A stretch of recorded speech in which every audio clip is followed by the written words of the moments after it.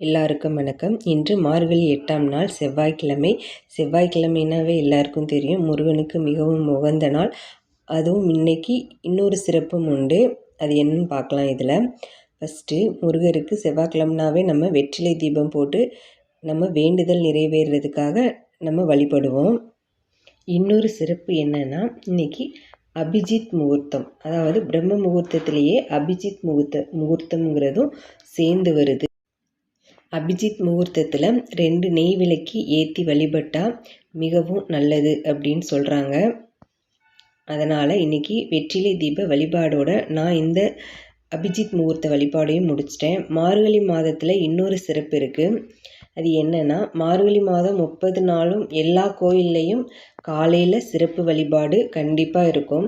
அதில் ஏதாச்சும் ஒரு நாள் நம்ம தனுர் பூஜைக்கு கொடுத்து வழிபட்டோன்னா அது மிகவும் நல்லது. இந்த வீடியோ உங்களுக்கு பிடிச்சிருந்தா please like and subscribe. Thanks for வாட்சிங். பை.